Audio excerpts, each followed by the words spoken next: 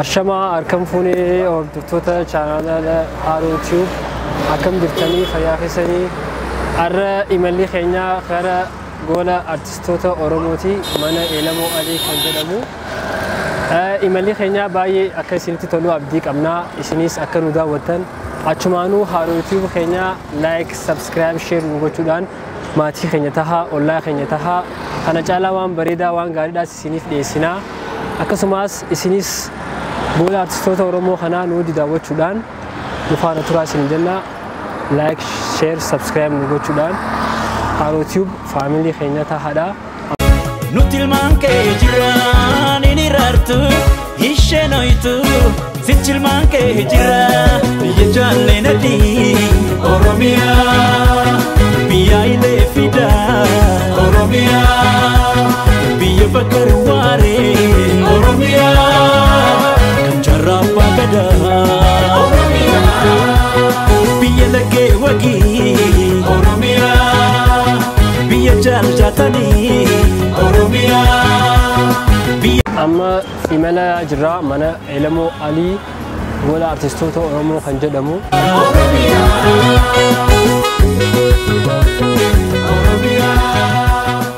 Mana isaanii seenuudhaaf ulaa bira jirra.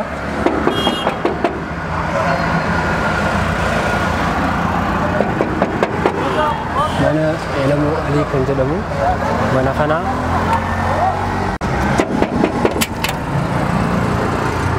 ay akam nagaa fayyaa jirtanii nagaa keessanii seenuu danda'ama ay galatama ay nagaa fayyaadha jajjaba baga nagaan dhuftan baga nagaan qeebeltan akkuma beekamutti manni Elamoo Alii kabajamuu fi jaalatamuun sabboonaa ilma Oromoo ilma dhalataa biyya kanaa obbo artist Elamoo Alii gola kana sagantaa adda addaa kana nu qopheessee suuraalee adda addaa walistoota Oromootii fi seenaa babbareedduu magaalaa Haramaa keessa nu dhaabuuf hedduu gammannee jirra. Akkuma kana fakkaatu suuraalee adda addaa kan nama bashannansiisuu kan nama hawwisiisuu akka malee magaalaa Haramaa keessatti nu godhuu isaatiif hedduu gammachuu qabna. Kanuma wajjin wal qabatee jiraattonni aanaa biraa jiran iddoo adda addaa jiran dhufanii suuraalee yookaan gola artistii Oromoota keenya kana dhufanii akka daawwatan fi kan kana fakkaatan hunda haala bareedaadhaan akkanatti as nu kaa'ee nu fiduu isaatiif hedduu gammannee jirra. Baga isinillee nagaan nu dhuftanii. Baga nagaan nu edan intis akkuma beekamutti gola artistoota Oromoo kan mana Elamoo Alii keessatti argamu Haromayaa keessatti kana fakkaata jechuudha. Baay'ee namatti tola, baay'ee nama dinqisiisa beektaa. Wanni kun akkanatti suuraan kun kaafamuu isaatiin namoota artistoota Oromoo hin beekneef illee akka isaan beekan ni gargaara jedheeti yaada akka mataa kootitti. Akkasumas ammaa seenaalee aadaa fi duudhaa garaagaraa artistoonni kun qabsaa'anii artistoota afaan Oromoo guddisuudhaan baay'ee hedduu takka wareegama illee kafalanii jiranii namoota lubbuun jiranii fi kan hin jirres ni argamanii asirratti akka ilaalaa jiruun.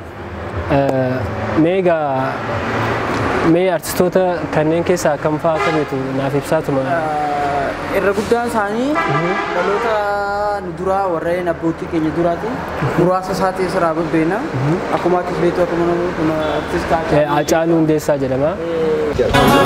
Hacaaluu Hundeessaa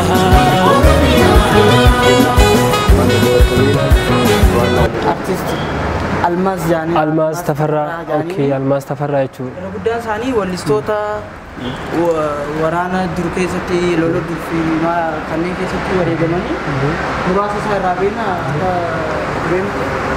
isaan kana isin tun amalmaal abaatii natti fakkaata sirrii amalmaal jedhamti isumaami isuma amalmaal abaatii kan ammoo akka jiranitti artistoota guddoo kana dura jiran umrii keenya wajjin wal qabannee garuu baruudhaaf yaaliirra jirra sila wantoonni tokko ni barra nuundi keenya illee as dhufnee gamana dhufuudhaan artistoota keenya beekuun dirqama nu taha maqaa isaanii guututti beekuu fi seenaa isaaniillee wantoota isaan qabsaa'aa turanillee hubachuun dirqama waan natti toluuf. Hedduu namatti tola, hedduu nama ajaa'ibsiisa. Inni kun Alii Birraadha natti fakkaata. Alii Birraadha.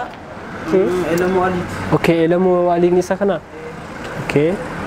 Abbaa mana kanaa jechuudha. Abbaa mana kanaa jechuudha. Abbaa waan kana asitti suuraa kana qopheessee sagantaa kanallee godhee waan kana hunda dabare Elamoo isa jechuudha Elamoo Alii jala saanaa walli isaa ture Elamoo Alii jaanii fi kanaan hundinuu artistoonni keenya baay'ee dilaba Adam Harun Xilahuun Gassasa Hamee Adam ha Xilahuun Gassasa waa isin tunillee wanta jee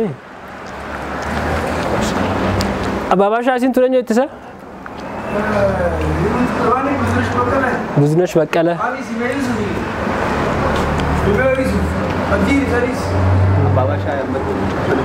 Meega Abbaa Bashaa akkuma beekamutti goola artistoota Oromoo kanaa asitti dhufnee jirra.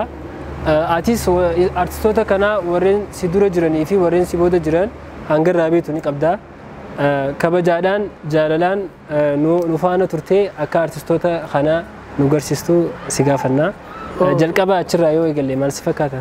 Ani dhugumattuu utuma guutuutti illee beekuu qabdu. Guddaa isaanii numaan beeka. Moggaasanii Haacaaluu jira. Almaazii jira. Almaaz Tafarraa. Kana numaan beeka moomni irraa. Gamana deemu. Olbayiiti waan buzinashii jira. Buzinashii? Maali amalmaa labaatee jira. Amalmaa labaatee tan adii qabdu. Ta'an ammoo Odi famana godi yani amma zaboda gululu kadamalim be sani damaruni khan tlauni khan buzinesh bakala ime yusuf khagtar argaga busan ime yusuf okay ime yusuf romni kannan isa durasena ajusani tamisa dura bekadu tamisa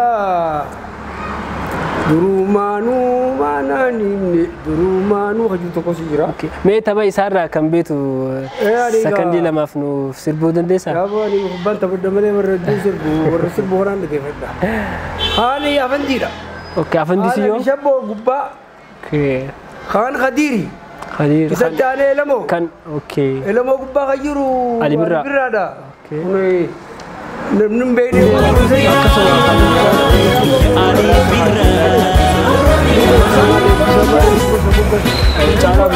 Caalaa bultumaati. Haan achi duuba jira. Haan kana barin beekuun jee bululu qodde faana gaafadha gamana koot. Mee gamana koot? Abdullaa Yoonis. Eenyu maqaan isaa kuni? Abdullaa Yoonis. Abdullaa Yoonis.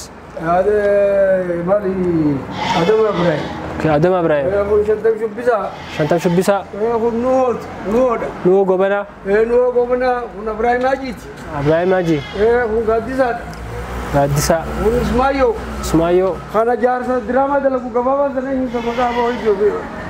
Eenyu gaa? Eenyu booda tana du'ee bara. Abbaa Lataa. Abbaa Lataa. Akkasi. Laal gola kana kanuma toltee maqamar fa'aa jira. Ayyee nu faana tura. Jira ganda Faatimaa Qaasim fa'aa. Ubaa fa'aa. Maryam fa'aa. Hordoftoota keenya egaa akkuma beekamutti kunoo ilaalaa jirtanii. Halloo Daawwee. Halloo Daawwee. Geetaachoo. Abdi Kophee. Ibsaa Mahammad. Joosephoo. Saaliyaa. Saalii. Akkana fa'aa jaan narraan kutti gambata akkasii jimaan akka mee akka itti fufaame.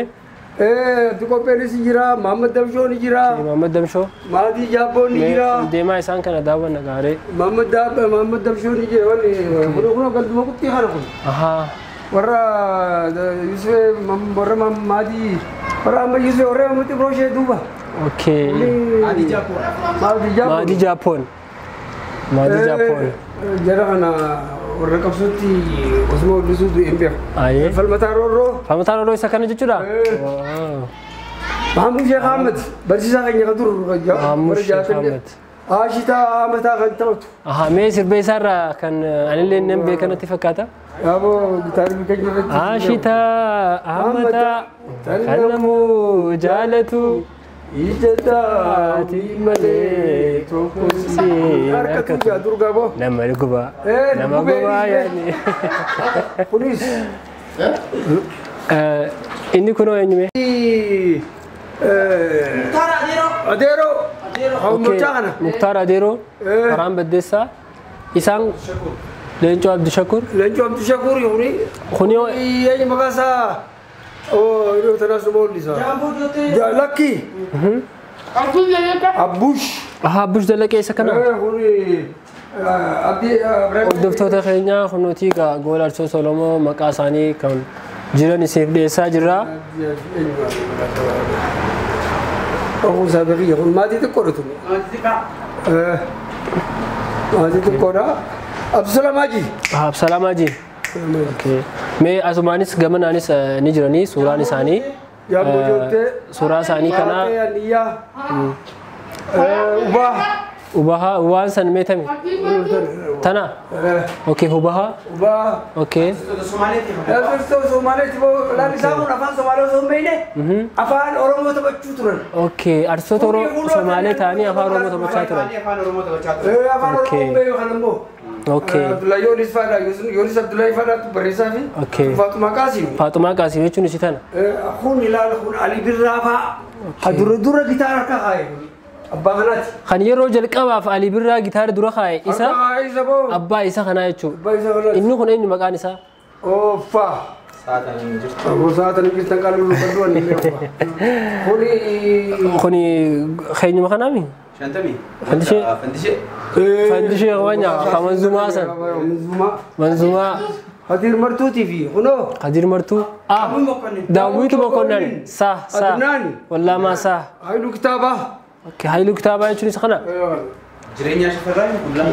Jireenya. Kuni jireenya Shifarraa jedhama. Egaa hordoftoota keenya subscribe, like, share nu gochuudhaan nu faana turaadha.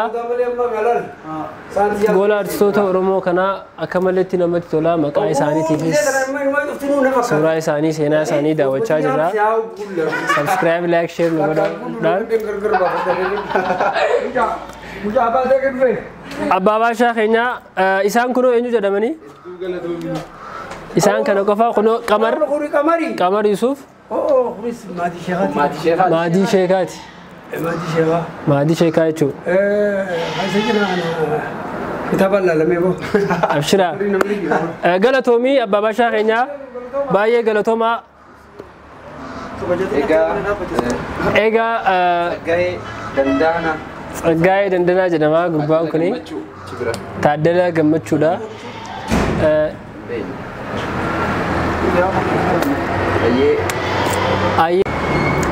Akkuma beekamutti laallee baay'ee takka anatti toleera. Baay'een gammadee anillee namoonni biraalleen akka irraa fudhatan abdiin qaba. Namoonni hundinuu dhufee asitti argamuudhaan artistoota keenya haa baruun jedha. Mee haa ta'u maal jetta gaamee? Dhugubaafeeti akkuma ati jette katteetti magaalaa Haramaa keessatti artiin afaan Oromoo aadaa fi seenaa uummata Oromoo qabatee magaalaa keenya kanatti argame waan adda addaa kana nu godhee dhaloota qubeetiif dabarsee nu akka nuti waan kana hubannee fuulduraaf illee qophoonnee waan adda addaa godhuudhaaf yaalii nuti kabajamaan keenya obbo Elamoo Alii akkana waan kana magaalaa keenya nu fidee nu kakaasuu isaati baay'een itti gammadee jira. Kanuma wajjin qabatee artiin afaan Oromoo sa'a ammaa kanarraa eegalee akka dagaagee guddatee darajaa guddoo takka gahu abdii irraa qabna gamanumaan karaa imala keenyaatiin. Goola Artistoota Oromoo keenya kana kan magaalaa Oromiyaa keessatti argamu mana Elamoo Alii ta'uudhaan. Kanarratti like, share, subscribe nu godhuudhaan. Kan sagantaa kana akkanatti isiniif qopheessee isiniif dhiyeessee Haroo Tiyuubidha. Isaas Haroo Tiyuub kana nu faana ta'uudhaan like, share, subscribe nu gochuudhaan maatii keenya tahaa. Akkasumas mee yaada dabalataa qabdu Haroo Tiyuub kanarratti? Haroo Tiyuub jechuun yeroo gabaabduu keessatti meeshaalee adda addaatii fi oomisha adda addaa qabatanii nu dhufanii artii keenyaa guddisuu, seenaa keenyaa bal'isnuu, afaan keenyaa guddisuu jedhanii yeroo hunda kan seenaan Oromoo jirtutti argamuudha.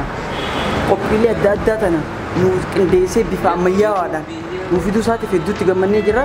Kanaafuu Haroo Tiyuub ni jaallanna.